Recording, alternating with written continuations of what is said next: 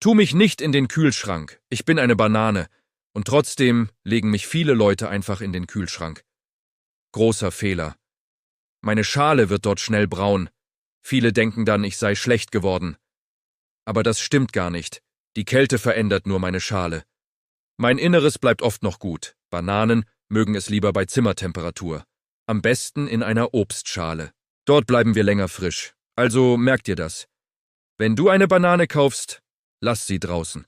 Und nicht im Kühlschrank.